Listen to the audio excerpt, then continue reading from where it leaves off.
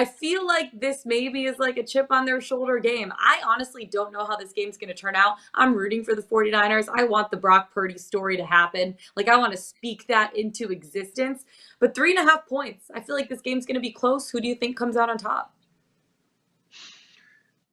This game is interesting. I remember talking about the game last week, and I wondered if Kyle Shanahan would come out with a conservative approach with Brock Purdy, given that Mm-hmm. it was going to be his first playoff game. He was a rookie quarterback.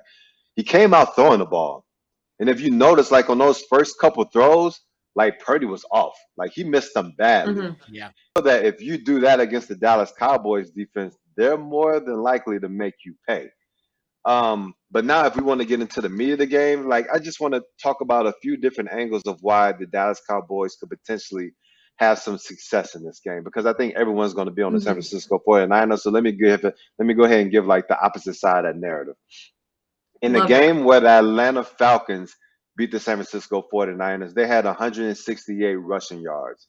And we can see a path to Elliott and Tony Pollard having some success in the run game. Am I right?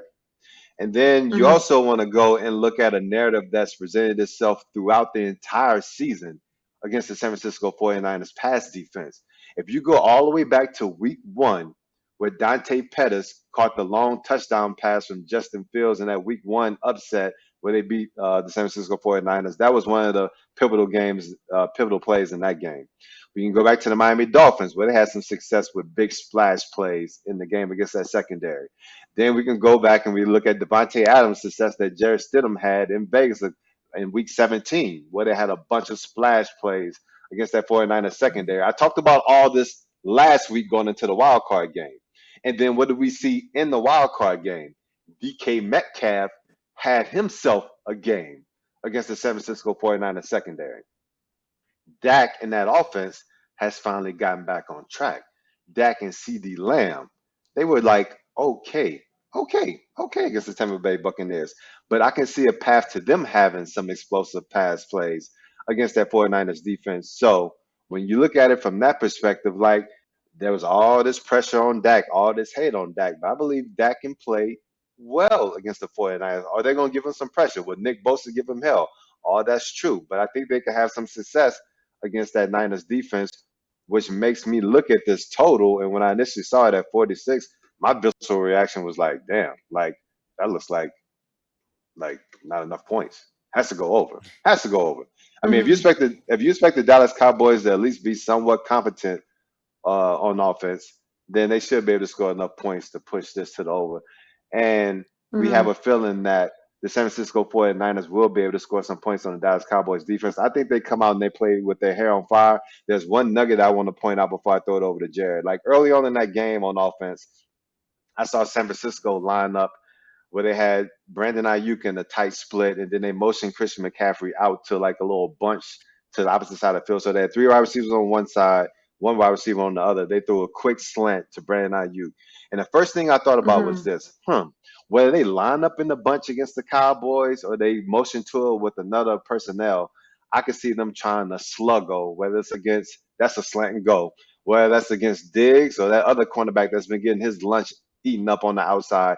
That's going to be the way that they're going to try to test that aggressive Cowboy defense because they're always aggressive against the quick game, trying to get these interceptions, trying to get game-changing plays.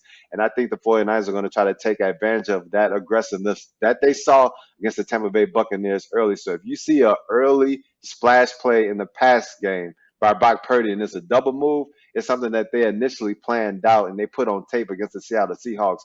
Just thinking that they may end up facing the aggressive Cowboys defense and they set the table to take advantage of it early in this upcoming game. So that's something to keep your eye out on.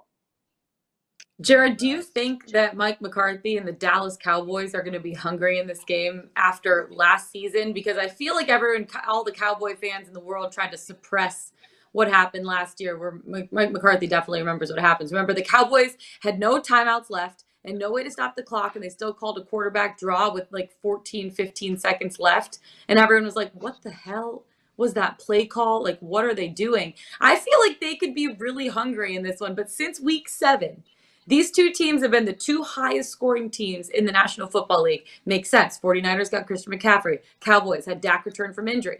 And it's also the battle of two of the best defenses in the country, too. Both rank in the top 5 for fewest points allowed per game during the regular season. Who has the edge in this one? Yeah, I think I like the Niners a lot. I'll preface it with that. I'll get my preconceived biases out of the way. I do like the Niners in this spot. Now I'll go through some of the points and I'll try to poke some holes because, listen, these two teams are, I think, the two best teams in the NFC. If I had to say, I think this is the real NFC Championship game taking place on Sunday. So the rest advantage, I want to say it's already baked into the market based off of some of the things that I've heard from some people that I trust. Since 2007, teams with extra rest in the postseason are actually under 500 against the spread, 5-6. However, all of those instances have been teams off the bye, and the spread was bigger because it makes sense. Coming off the bye, you're the 1 seed. You've had a better season. Odds are you're going to be favored by more than a field goal in your divisional round game. Yeah. The average spread in those 11 games was about 6.5. 8 of the 11 games had a spread larger than 3.5, which is, of course, the spread here. So it's not quite an apples-to-apples trend comparison, but it's fair to say that the rest advantage for San Francisco is not that important. Here's what I think is important. It's the 4th consecutive road game for Dallas, and they're traveling across the country, not really. But they were in Tampa. Then they go back to Dallas, and I think they actually train in California, so they might actually be in California all week. I don't know what their travel itinerary will be, but there's still a pretty decent amount of travel going from Tampa now back to the West Coast on a short week. It was a Saturday game for the Niners. It was a Monday game for Dallas. So while it might be baked into the market, I think it's still fair to say there might be a couple more nicks and cuts and bruises that won't fully heal in time for this game, whereas the Niners get the extra 48 hours. The injuries that are of big concern for me on the Dallas side is Jason Peters, their left tackle. He got hurt in the game against the Bucs. If he can't go, they will likely have to shift Tyler Smith, a rookie, out to left tackle. And I could see Joey. I could see the Bosa, Joey and the rest of the gang there on the Niners front having a field day with that matchup. And then on the other side of the ball, Jaron Kearse, very, very talented safety for the Cowboys, also got injured. He highest Pro Football Focus tackling grade of anybody on the Cowboys roster, and he's got the 64 tackles on the year, second most on the team. So that's not a good week to be missing your best tackling safety going up against this Niners offense with all the bells and whistles and the gadgets and gizmos that Kyle Shanahan can throw at you. So I definitely think those two injuries at face value, in addition to the short rest, in addition to the travel, that pushes me towards the Niners side a little bit. But to be fair to Tank's point, the Niners defense definitely showed a little bit of weakness in the secondary. 50% success rate on dropbacks by Geno Smith last week. And he had some moments in that game. And I could see Dak absolutely having some moments in this game.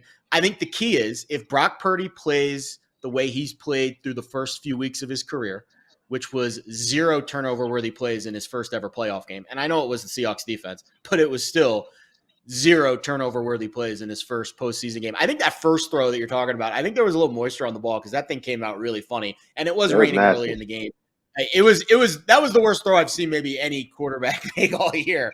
But luckily it bounced harmlessly in the middle of the field, and it didn't impact the game in any stretch because I think Brock from that point on really settled in after that opening drive. And we give the kid, one drive in his first playoff start to kind of get through some of the jitters.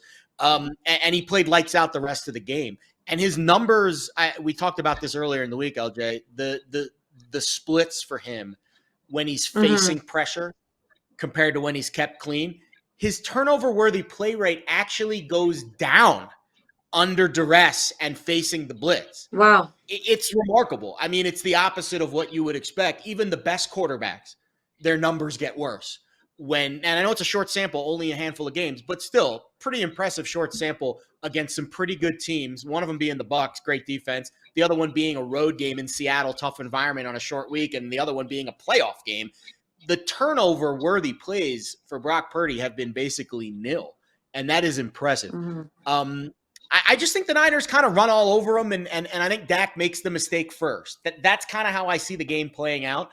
And if Brock makes the first mistake, then I can absolutely see Dallas winning this game. Absolutely. But I I have to trust what my numbers say, and they say that Dak's kind of been more of the volatile of the two quarterbacks between the two over the last few weeks. So I'll trust it that Brock plays turnover free and the Niners get a win.